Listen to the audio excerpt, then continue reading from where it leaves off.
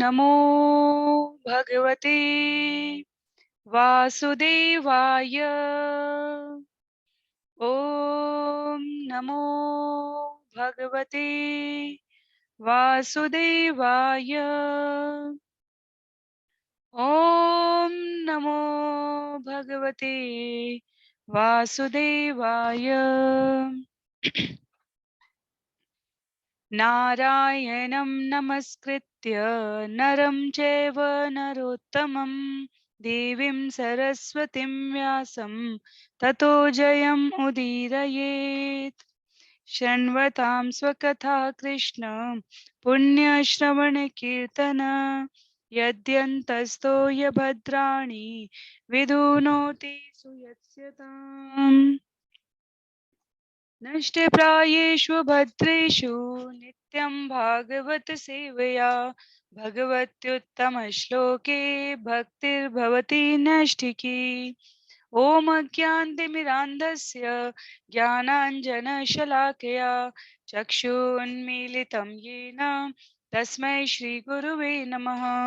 मूकं करोति वाचालं पङ्गुं लङ्घयते गिरिं यत्कृपातमहं वन्दे परमानन्दमाधवं। वाञ्छाकल्पतरुभ्यश्च कृपा सिन्धुभ्य एव च पतितानां पावनेभ्यो वैष्णवेभ्यो नमो नमः। जय श्री कृष्ण चैतन्य प्रभु नित्यानंद श्री अद्वैत गदाधर श्रीवासादि गौर भक्तवृंद। हरे कृष्णा कृष्ण कृष्ण हरे हरे, हरे राम राम राम हरे हरे।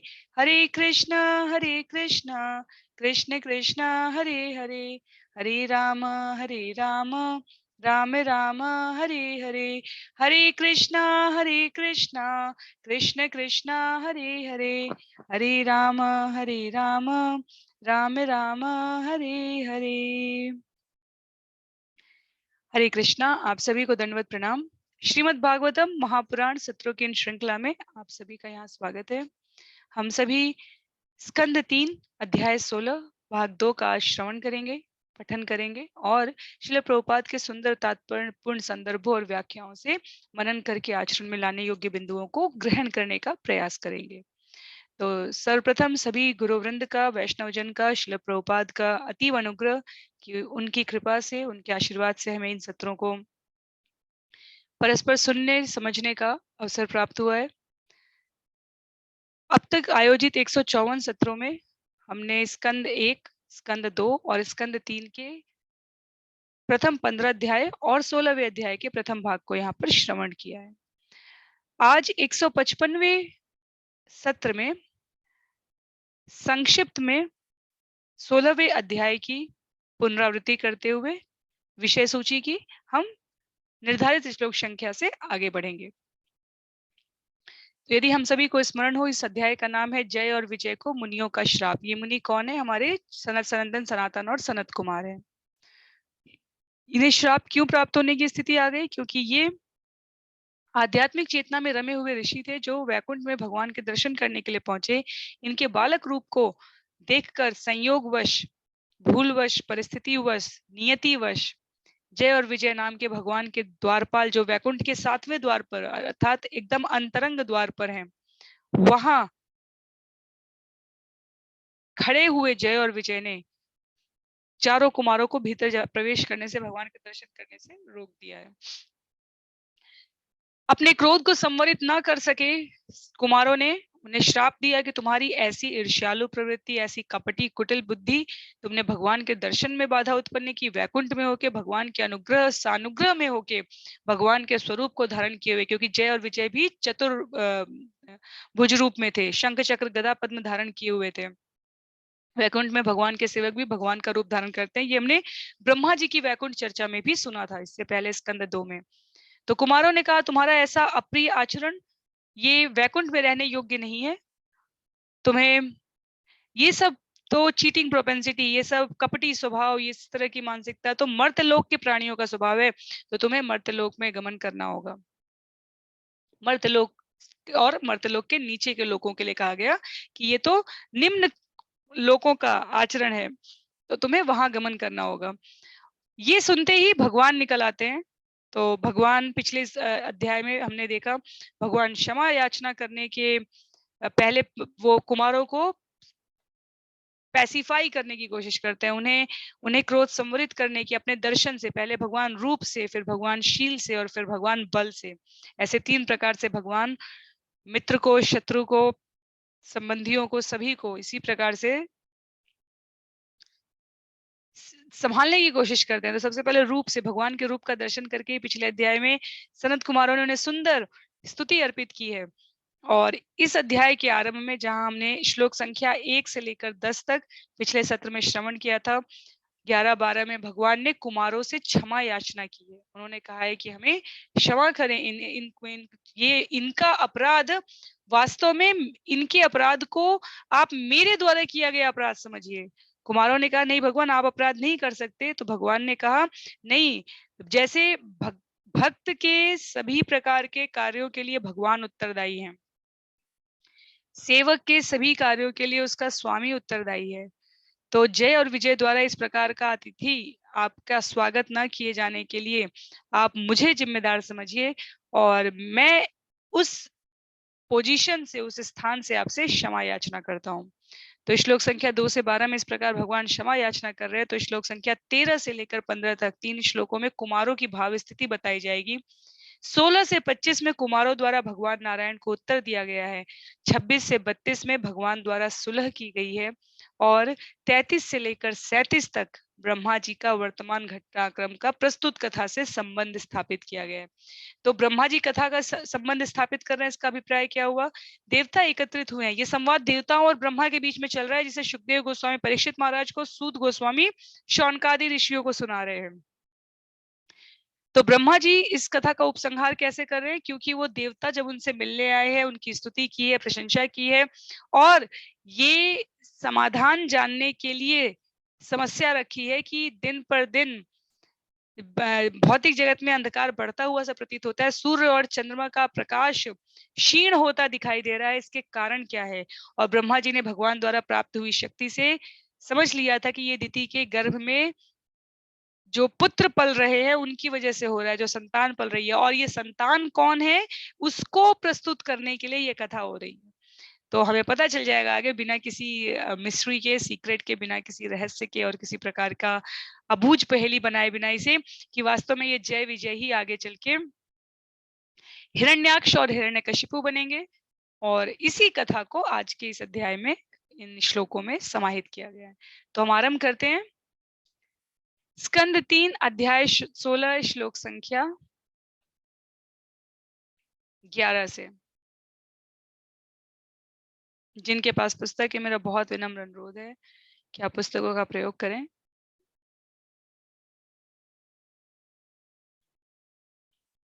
जिनके पास पुस्तक नहीं है या अन्य किसी सुविधा से वो नहीं ले सकते हैं इस समय साथ में, उनके लिए मैं स्क्रीन पे यहाँ दिखाने जा रही हूँ। तो श्लोक संख्या 10 में यदि हम संक्षेप में देखें, जहां हमने समाप्त किया था, वहां था कि भगवान ने कहा कि ब्राह्मण, गौएं, निसहाय प्राणी मेरे ही शरीर हैं। जिन लोगों की निर्णय शक्ति अपने पाप के कारण क्षतिग्रस्त हो चुकी है, वे इन्हें मुझसे पृथक देखते हैं। वे क्रुद्ध सर्पों के समान हैं, और वे पापी पुरुषों के अधीक्षक यमराज के गीध जैसे दूतों की चोंचों से क्रोध में नोच डाले जाते हैं। तो ये शब्द गौएं, गायें, निसहाय प्राणी, ब्राह्मण, ये भगवान के शरीर के अंग ही हैं। अर्थात इनके प्रति किया गया कोई भी अत्याचार सीधे भगवान के ऊपर किए गए अत्याचार से कम नहीं होता है, अधिक ही होगा, क्योंकि भगवान अपने प्रति किए गए अपराध को क्षमा कर देते हैं, पर अपने भक्तों के प्रति किए गए अपराध को क्षमा नहीं करते। तो भगवान यहाँ चारों कुमारों से क्षमा याचना करने के भाव में ये संवाद स्थापित कर रहे हैं। तो हम आरंभ करते हैं स्कंद 3 अध्याय 16 श्लोक संख्या 11 से। ये ब्राह्मणमयी धिया क्षिपतोर्चयन्त तुष्यथ हृदय स्मित सुधाक्षित पद्मवक्त्रा वाण्यानुराग कलयात्मजवद गृह्णन्त संबोधयन्ति अहमे अहम उपायते। दूसरी ओर ऐसे लोग जो हृदय में पुलकित रहते हैं और अमृत तुल्य हंसी से आलोकित अपने कमल मुखों से ब्राह्मणों द्वारा कटु वचन बोलने पर भी उनका आदर करते हैं, वे मुझे मोह लेते हैं। वे ब्राह्मणों को मुझ जैसा ही मानते हैं और प्रिय वचनों से उनकी प्रशंसा करके उन्हें उसी तरह शांत करते हैं जिस तरह पुत्र अपने क्रुद्ध पिता को प्रसन्न करता है, या मैं तुम लोगों को शांत कर रहा हूं।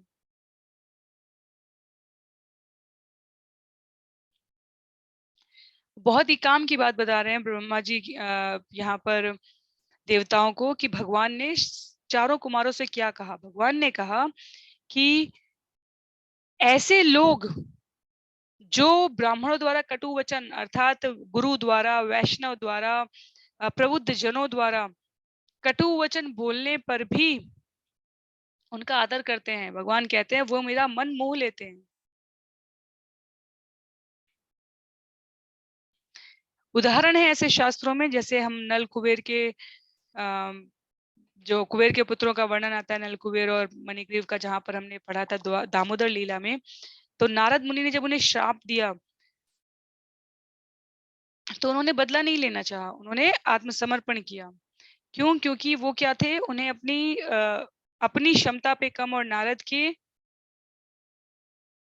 वचनों पर अधिक भरोसा था। तो नल कुबेर और मणिग्रीव को लगा कि इन्होंने मुझे कटु वचन बोले हैं, पर हम इनके साथ किसी भी प्रकार का बदलाव, किसी भी प्रकार की क्रुद्ध स्थिति नहीं लाएगी, हम इसको स्वीकार करते हैं। और इसके लिए उन्होंने आत्मसमर्पण कर दिया। इसी प्रकार से अगर हम उदाहरण देखें, देवता जब हिरण्याक्ष पर, अभी आगे हिरण्याक्ष के मरने के बाद हिरण्यकशिपु पर आक्रमण करेंगे, तो हिरण्यकशिपु की पत्नी कयाधु को नारद मुनि द्वारा ये कहे जाने पर कि इनके भीतर, ये वो गर्भवती हैं और इनके भीतर एक बहुत महान वैष्णव भक्त है, देवताओं को सहसा तुरंत विश्वास नहीं हुआ, पर उन्होंने, गुरु ने कहा है, नारद मुनि ने कहा है, इसलिए इन पर विश्वास कर लिया। तो कहने का तात्पर्य यहाँ पर सरल पंक्ति में ये है कि कई बार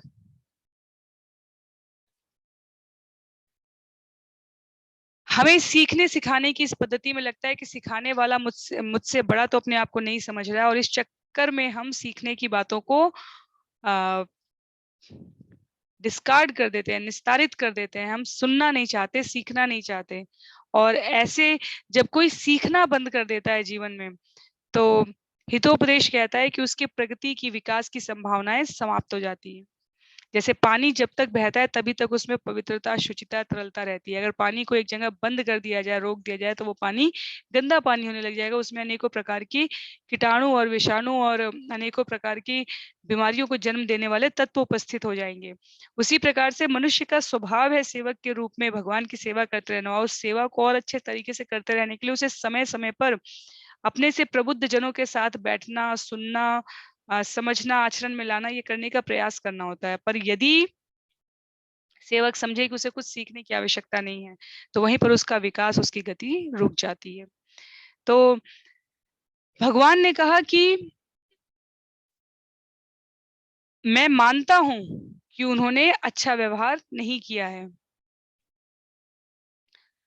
उनकी वजह से, जो कि वस्तुतः मेरी वजह समझी जाएगी, आपको कठिनाई हुई है। तो मैं आपको शांत करने का प्रयास करने के लिए ये सारे सुंदर वचन कह रहा हूं, ताकि जैसे पुत्र अपने क्रुद्ध पिता को प्रसन्न कर सकता है, वैसे ही एक भक्त अपने सुहृदय वचनों से ज्ञानी को, गुरु को, महत्वपूर्ण व्यक्तियों को पुनः अपने अनुकूल कर सकता है। तो भगवान वास्तव में, क्योंकि हमने पिछले 10 श्लोक देख लिया, भगवान वास्तव में यहाँ कहना क्या चाहते हैं? भगवान कहना ये चाहते हैं कि मेरी तरफ से यदि आप मुझसे संतुष्ट हैं, तो मेरी तरफ से जय और विजय को क्षमा याचना दीजिए और उन्हें किसी प्रकार के दंड में ना लगाएं। तत्पश्चात श्लोक संख्या 12 में, तन्मे स्वभर्तुरवसायमलक्ष्यमाणो युष्मद्वैति क्रमगतिं प्रतिपद्य सद्य भूयो ममान्तिकमितां तदनुग्रहो मे यत्कल्पतां चरितो भृतयोर्विवास। मेरे इन सेवकों ने अपने स्वामी के मनोभावों को न जानते हुए आपके प्रति अपराध किया है।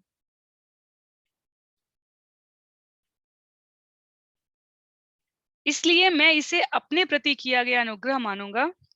यदि आप आदेश दें कि वे मेरे पास शीघ्र ही लौट आएं तथा मेरे धाम से उनका निर्वासन काल शीघ्र ही समाप्त हो जाए।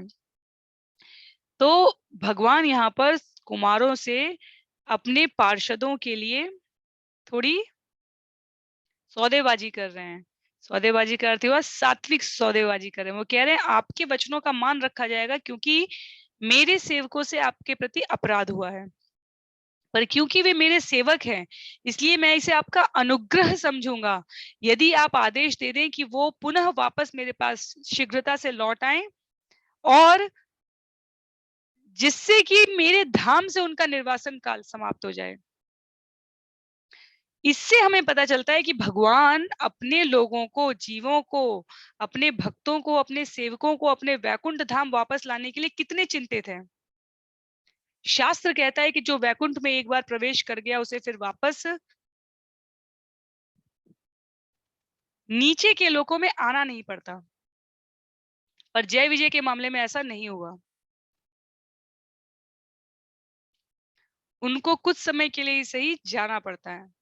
ये कष्ट क्षणिक हो सकता है, लेकिन जीव से ज्यादा भगवान को इस बात की चिंता रहती है कि भक्त जल्द से जल्द वैकुंठ आ जाए। तो भगवान ने अपनी भक्त वत्सलता का परिचय देते हुए कुमारों से द्वारपालों द्वारा किए गए अपराध का सारा भार अपने ऊपर ले लिया है और मुनियों से प्रार्थना कर रहे हैं कि ऐसी सुविधाएं करें कि वो जल्दी से जल्दी वैकुंठ वापस आ जाएं।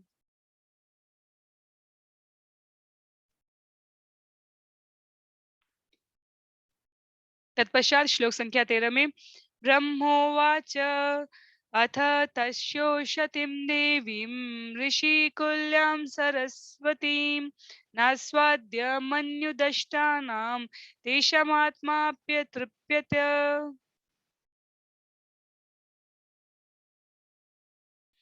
ब्रह्मा ने आगे कहा, यद्यपि मुनियों को क्रोध रूपी सर्प ने डस लिया था, किंतु उनकी आत्माएं भगवान की उस मनोहर तथा तेजपूर्ण वाणी को सुनकर अघाई नहीं थी, जो वैदिक मंत्रों की श्रृंखला के समान थी। कहने का तात्पर्य यह हुआ कि कुमारों का क्रोध अभी शांत नहीं हुआ था, लेकिन क्योंकि भगवान द्वार पर आ चुके थे, तो भगवान की सुंदर वाणी, उनका सुंदर स्वरूप, उनकी वैदिक मंत्रों की श्रृंखला के समान जो मनोहर और तेजपूर्ण वाणी कही गई है, उसको सुनकर आत्माएं अभी अघाई नहीं थे, था उनका, अर्थात उनका मन नहीं भरा था, वे और सुनना चाहती थी। तो भगवान के लिए वो और सुनने की बात यहाँ पे कह रही कि भगवान कुछ और भी कहेंगे। तब तक श्लोक संख्या 14 में सतिं व्यादाय शृण्वन्तो लघ्वीं गुर्वर्थ गह्यराम विगायागाध गंभीराम न विदुस्तच्चिकीर्षितम्। भगवान की उत्कट वाणी, इसके गहन आशय तथा इसके अत्यधिक गहन महत्व के कारण समझी जाने में कठिन थी। मुनियों ने उसे कान खोलकर सुना तथा उस पर मनन भी किया, किंतु सुनकर भी वे यह नहीं समझ पाए कि भगवान क्या करना चाह रहे हैं। तो कई बार किसी दूसरी भाषा का व्यक्ति कुछ आके बोल के चला जाए, हो सकता है वो सिर्फ बहुत ही सरल बात कह रहा हो, आपका नाम क्या है, आपका घर बहुत सुंदर है, आप किस विद्यालय में, किस कॉलेज में, क्या घर पे काम करते हैं, क्या करते हैं, कुछ भी। पर यदि हमारी उस भाषा से परिचयात्मक तंतु आबद्ध ही नहीं हुए हैं कभी, तो हमें पता नहीं चलेगा कि उसने क्या बोला। इसी प्रकार से यदि भगवान के साथ हमने संबंध स्थापित नहीं किया है, तो भगवान की उत्कृष्ट वाणी, उसके गहन आशय और गहन आशय के कारण अत्यधिक महत्वपूर्ण समझे जाने वाले कदमों को हम में से कौन विचार कर सकता है। तो भगवान से कोई पार नहीं पा सकता, क्योंकि वो परम पद पर स्थित है। और मुनि वृंद चाहे जितना भी प्रयास करके भगवान के नामों को, उन शब्दों को कान खोलकर सुनने समझने का प्रयास करें, तो भी 100% ये नहीं कहा जा सकता कि समस्त मुनिगण ठीक से समझ पाए कि वे क्या कह रहे हैं।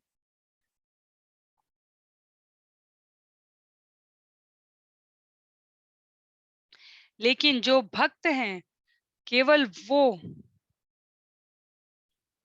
इस पर विचार करने की क्षमता रखते हैं, पर वो भी जान जाएंगे ये संभव नहीं है। तो सरलतम भाषा में भगवान से कोई पार नहीं पा सकता, भगवान से कभी कोई पार नहीं पा सकता।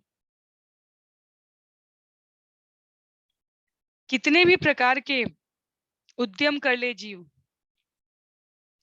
यदि कर्म फल की गणना के अनुसार प्रारब्ध बंध चुका है और भगवान की तरफ से उसकी संस्तुति और निरस्ती जिस भी क्रम में हुई है, परिणाम भी उसी क्रम में मिलना है। तत्पश्चात श्लोक संख्या 15 में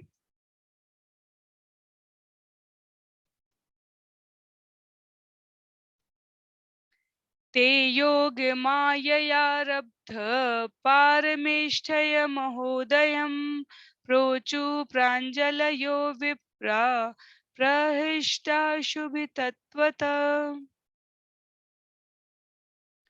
तो भी चारों ब्राह्मण मुनि उन्हें देखकर अतीव प्रसन्न थे और उन्होंने अपने संपूर्ण शरीरों में रोमांच का अनुभव किया। तब उन भगवान से जिन्होंने अपनी योग माया से परम पुरुष की बहुमुखी महिमा को प्रकट किया था, वे इस प्रकार बोले। तो मुनि क्रोधावेश में है, पर भगवान का सुंदर मुखमंडल, सुंदर सारूप्य युक्त शरीर सामने प्रस्तुत है, तो वो चाहकर भी उनको उनको अंदर से क्रोध है, पर उनको बाहर की अभिव्यक्ति नहीं पता। कई बार बहुत सारे सज्जन ऐसे होते हैं जिनके दर्शन मात्र से, वचन मात्र से कितने भी प्रकार की जीवन में कुंठा, निराशा, उत्तेजनात्मक, आवेगपूर्ण, क्रोधमय बाणों की वर्षा हो रही हो, पर उनके आते ही सब कुछ बिल्कुल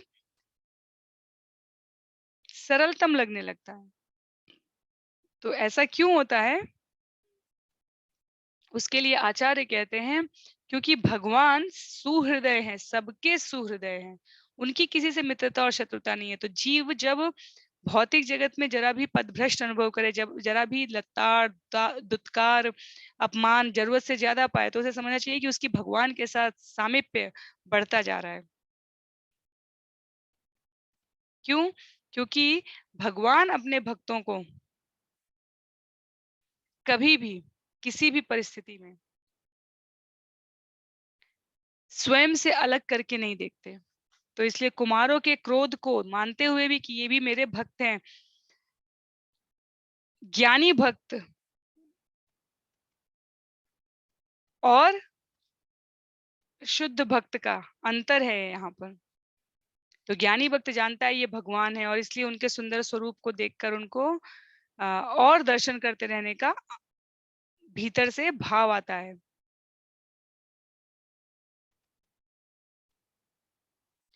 उसके पश्चात श्लोक संख्या 16 में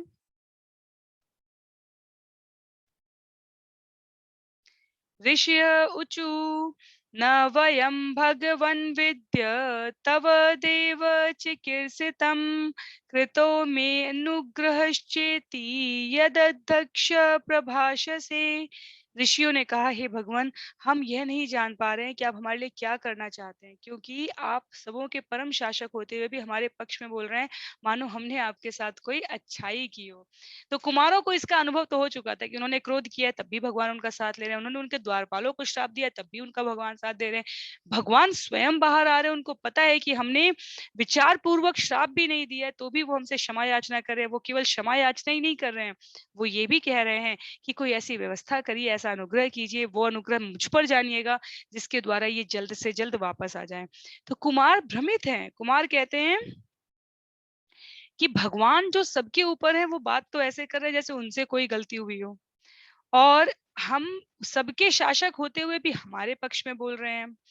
तो भगवान के शब्दों को समझ पाना अत्यंत कठिन है, लेकिन जब भगवान किसी को समझाना चाहे तब उसकी समझ में अवश्य आ जाता है। तो भगवान या किसी प्रकार की उलझने की स्थिति में है ही नहीं। एक देवता और एक दानव, एक डीमन और एक डिवोटी, ऐसी स्थिति नहीं है भगवान के सामने। भगवान को पता है कि दोनों ही पक्ष सही सही हैं, मुझे दोनों को दोनों के दिशा में दिशा निर्देश देते हुए आगे बढ़ा देना है, फैसिलिटेट करना है, कंट्रोल नहीं करने जा रहे हैं वो, जब तक कि जीव अन्य आचरणों का यथावत पालन कर रहा है। तो कुमारों को लगता है कि गलती भगवान की नहीं है, लेकिन वो इतनी बार ऐसे माफी मांग रहे हैं, इतने विनीत स्वर में हैं, वो वास्तव में उदाहरण प्रस्तुत कर रहे हैं, सर्व दया में अनुग्रह दिखा रहे हैं।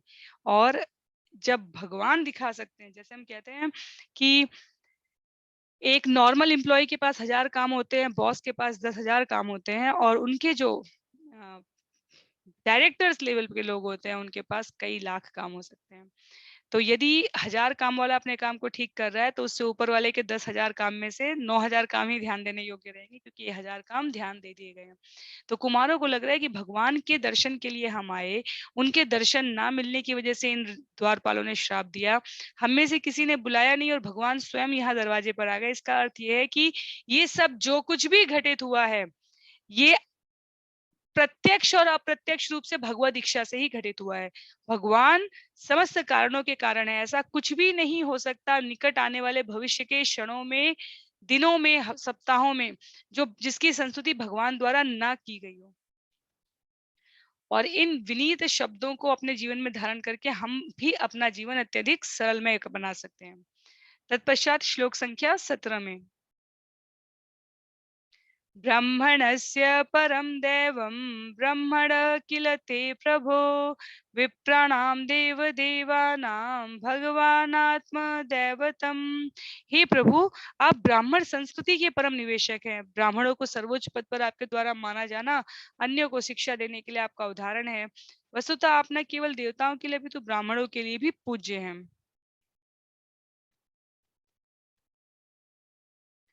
क्षमा कीजिए। तो यहाँ पर कुमारों द्वारा स्पष्ट किया गया, जो ब्रह्मा जी ने भी ब्रह्म संहिता में कहा है कि समस्त कारणों के कारण है, ब्राह्मण संस्कृति के परम निदेशक है, अर्थात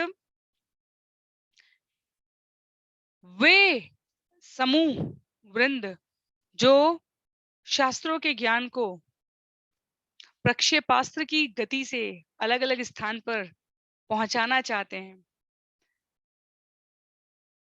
उनको संरक्षित करना भगवान स्वयं का उत्तरदायित्व समझते हैं। उनको भगवान को पुकारने की आवश्यकता नहीं है, भगवान स्वयं समय से पूर्व उनके पास उपस्थित रहना चाहते हैं।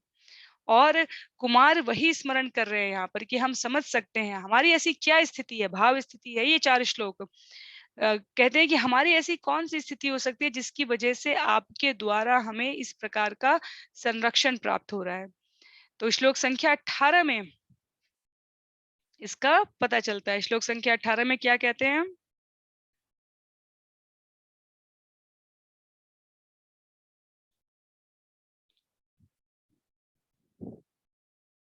त्वत्त सनातनो धर्मो रक्ष्यते तनुभिस्तव, धर्मस्य परमो गुह्यो निर्विकारो भवान् मत।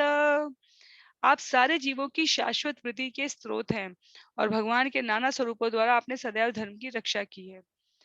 आप धार्मिक नियमों के परम लक्ष्य हैं और हमारे मत से आप अक्षय तथा शाश्वत रूप से अपरिवर्तनीय हैं। तो भगवान के सारे गुह्य रहस्यों को यहाँ पर खोलते हुए कुमारों ने कहा कि आप जो ये कह रहे हैं, ये आपके गुरुत्व के कारण, आपके महत्व के कारण, आपकी भक्त वत्सलता के कारण बड़े ही सटीक से लगते हैं। तो मुझे कोई आशीर्वाद नहीं, मुझे कोई आश्चर्य नहीं लगता कि आपने अनेकों अवसरों पर धर्म की रक्षा के लिए, धार्मिक नियमों को परम लक्ष्य के रूप में स्वीकार करने के लिए जीवों के सामने अनेकों बार में अनेकों रूप प्रकट किए होंगे। और जिसे आप भगवत गीता में कहते हैं कि अन्य सारे धार्मिक कार्य त्याग दो और मेरी शरण में आ जाओ, वो वास्तव में और कुछ नहीं, सीधे नाम हरि संकीर्तन ही है। तो मैं आपके वचनों पर विश्वास करता हूँ, करती हूँ, ये भाव रहता है हम जीवों का। यहाँ ऋषियों ने कहा है कि हम आपको धार्मिक नियमों के परम लक्ष्य के रूप में स्वीकार करते हैं। हमारे मन से आप अक्षय तथा शाश्वत रूप से अपरिवर्तनीय हैं। तो 2 ऋषियों को समझ में आ गया, पर 2 विशालकाय राक्षसों को ये बात नहीं समझ में आ रही थी।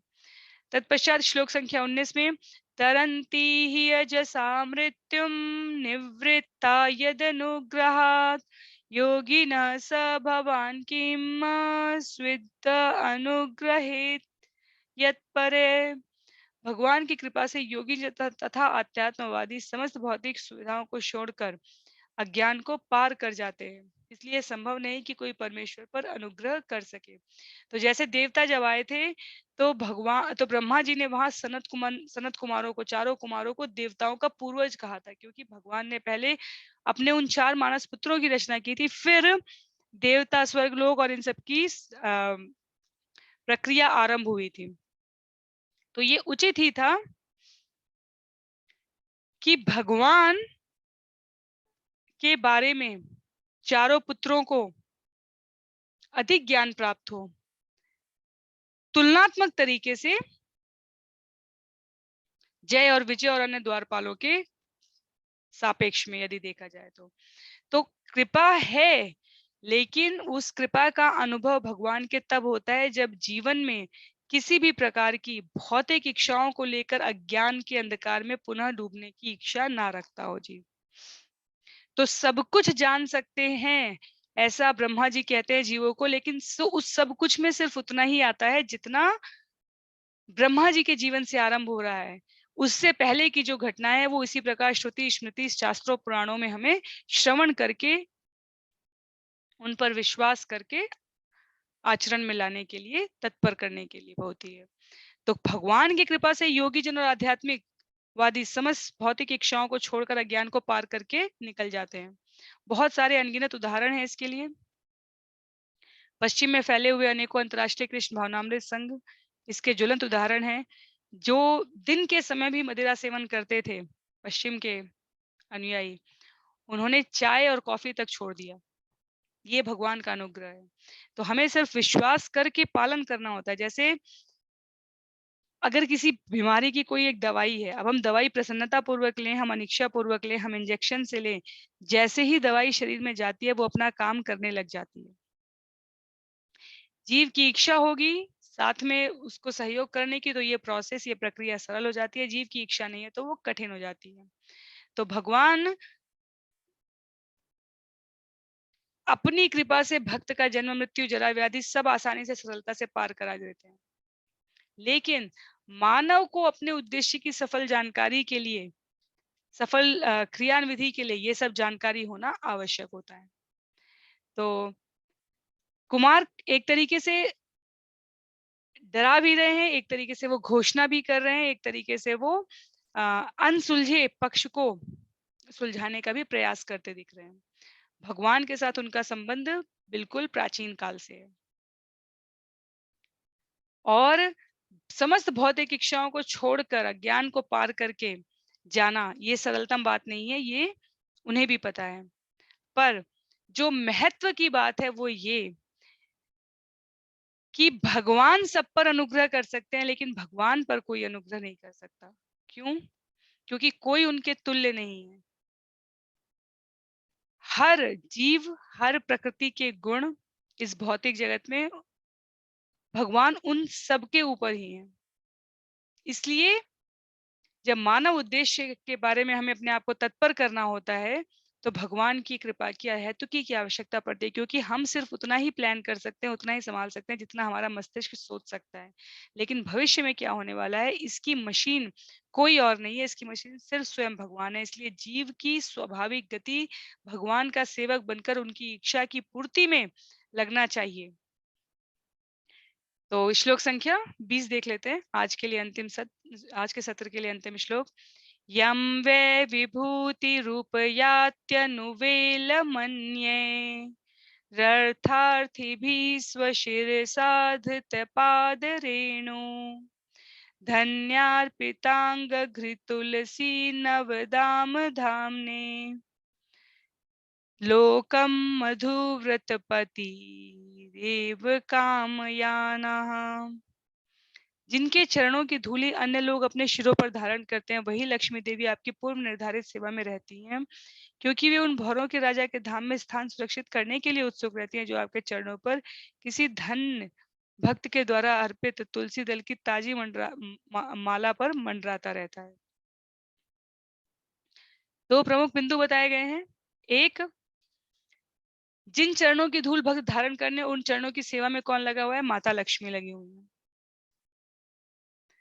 और जो भगवान के सच्चे चरणों के भक्त हो चुके हैं, वो भौरों के तुलना दी गई है यहाँ पर। जैसे भौरों के राजा के धाम में स्थान सुरक्षित करने के लिए अतिरिक्त प्रयास की आवश्यकता है, और लक्ष्मी देवी वो प्रयास करके भगवान के चरण कमलों पर अपना दावा प्रमाणित करना चाहती हैं। लेकिन जो भक्त है वो उस अर्पित तुलसी माला से, जो ताजी माला, अर्पित तुलसी दलों से जो ताली माला मंडरा रही है, उसको प्राप्त करने की अपनी आकांक्षा को बनाए रखते हैं। कहने का अर्थ यह है कि जैसे देवता, ब्राह्मण, वैष्णव, अन्य सभी प्रयास पूर्वक माता लक्ष्मी को प्राप्त करने की अभिलाषा रखते हैं, वैसे ही जो शुद्ध सात्विक भक्त हैं, वो भगवान के चरण कमलों की सेवा पाने के लिए सदैव अपने आप को प्रबुद्ध रखना चाहते हैं। वो प्रत्येक व्यक्ति दासों का दास है, श्रील प्रभुपाद लिखते हैं। इसका अर्थ ये हुआ कि जीव की एक ही मति, एक ही गति और एक ही वृत्ति है, वो है भगवान के चरणारविंद में स्वयं का ध्यान, स्वयं के कर्म फल सभी कुछ समर्पित करके जैसी भगवान हृदय में प्रेरणा दे, उस प्रकार जीवन यापन करने का प्रयास करने के लिए प्रस्तुत रखते हैं अपने आप को। तो कोई भगवान का उपकारी नहीं हो सकता, हर कोई भगवान का दास है, पर भगवान का उपकारी नहीं हो सकता। जीव भगवान उपकारी हो जाते हैं स्वभाव से, जब जीव अपने आप को प्रतिबद्ध तरीके से नवधा भक्ति की किसी भी विधि द्वारा भगवान के चरणों में निवेदित करता है। तो चाहे श्रवणम, कीर्तनम, अर्चनम, पाद सेवनम, विग्रहम, जिस भी तरीके से करना चाहे, शास्त्र अनुमोदित इन 10 विधाओं में से किसी भी एक से, उससे क्या होता है? तो ये भाव यहाँ पर हमें ये स्पष्ट रखना चाहिए। श्लोक संख्या 16 से लेकर 25 तक कुमारों द्वारा भगवान नारायण को उत्तर दिया जा रहा है, क्योंकि उससे पहले के 10 श्लोकों में कुमारों को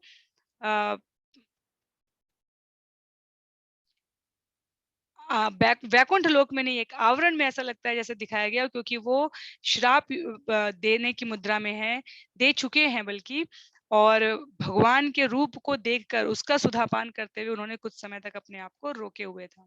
तो भगवान कारणों के कारण है, हम भक्तों के चरणों का अनुगमन करके भाग्यशाली बन सकते हैं, और ऐसे किसी भी अवसर को हमें त्यागना नहीं चाहिए। तो आज के लिए हम लोग श्लोक संख्या 20 तक ही करेंगे। आप सभी से निवेदन है कि स्कंद 2 की सामग्री के लिए, पठन सामग्री के लिए, यदि आपने अभी तक गूगल फॉर्म नहीं भरा है, जो मैंने सभी ग्रुप्स में दिया था, तो आप उसे भर दें। आज या संभवतः कल तक में स्कंद 2 की सामग्री जितने लोगों ने फॉर्म भरा है उनकी ईमेल आईडी पर प्रेषित कर दी जाएगी। तो आज के लिए इस अध्याय को हम लोग श्लोक संख्या 20 पर ही रोकेंगे। अभी तक के लिए हमें ये, क्योंकि यहाँ भाषा अलंकृत है, हमें अगर कोई बिंदु स्मरण ना रहे तो परेशान नहीं होना है, हमें क्रम क्या है ये समझना है। देवता देवता इसलिए हैं क्योंकि उन्हें जीवन में आपत्ति लगी, तो वो ब्रह्मा जी अपने से उच्चतर लोगों के पास आए। वहां से ब्रह्मा जी ने उस कथा प्रसंग को सुनारंभ किया जहां से हिरण्यकशिपु और हिरण्याक्ष जन्म लेने वाले हैं। वो हिरण्यकशिपु और हिरण्याक्ष कौन है ये बताते हुए आचार्यों ने प्रस्तुत किया कि वो वैकुंठ के 7वें द्वार के अंतरंगतम द्वार के द्वारपाल थे, और कुमारों की बाल्य अवस्था देखकर, हालांकि वो उम्र में वर्ष में बहुत बड़े हैं, लेकिन उनकी बाल्य अवस्था देखकर उन्होंने भगवान को विक्षेप न हो संयोगवश ये विचार करके जाने से रोक दिया। उनके जाने से रोक देने मात्र से ऋषि वृंद बहुत अधिक व्यथित हो गए, उन्होंने क्रोधवश श्राप दे दिया। भगवान दोनों पक्षों के क्रोध को और संताप को सुनकर दरवाजे पर आकर प्रकट हो जाते हैं, वैकुंठ के उसी दरवाजे पर आके प्रकट हो जाते हैं। और वहां से जो संवाद स्थापित हुआ, उसने हमें मनन करने योग्य ये सूत्र दिए हैं कि यदि हम भगवान को अपना मानते हैं तो इसमें कोई संशय नहीं है कि भगवान भी हमें उससे ज्यादा बढ़ के अपना मानते हैं। तो हमें संबंध स्थापित करने की इस प्रक्रिया का पालन करना चाहिए नवधा भक्ति की विधि से। कैसे? सुनना चाहिए, पढ़ना चाहिए, कीर्तन करना चाहिए, भगवान के चरणों की सेवा करनी चाहिए, दास्य भाव से हनुमान जी की तरह उनके साथ हमें अपना भाव विनिमय व्यवहार रखना चाहिए। तो आगे जो बिंदु है उसमें श्लोक संख्या 16 से 25 कुमारों द्वारा भगवान नारायण को युद्ध है। 16 से 32 भगवान द्वारा सुलह कराई गई है और 32 से 37 में ब्रह्मा जी का वर्तमान घटनाक्रम का प्रस्तुत कथा से क्या संबंध है उसे स्थापित करने का प्रयास किया गया है। तो अभी हमें संभवतः एक या दो सत्र और लगेंगे इस अध्याय को समाप्त करने में। और तब तक जिनके पास समय है वो बहुत अनुरोध रहेगा मेरा कि वो श्रील प्रभुपाद के तात्पर्य का यहाँ वर्णन करें। लगभग हर दूसरे तात्पर्य में श्रील प्रभुपाद किसी न किसी दूसरे शास्त्र से श्लोक उद्धृत करते हुए इस विषय की प्रामाणिकता को बहुत प्रभावशाली तरीके से प्रस्तुत कर रहे हैं। तो आज के लिए सत्र को हम लोग यहीं पर समाप्त करते हैं। श्रील प्रभुपाद की जय, श्रील गुरुदेव की जय, अनंत कोटि वैष्णव वृंद की जय। हरे कृष्णा।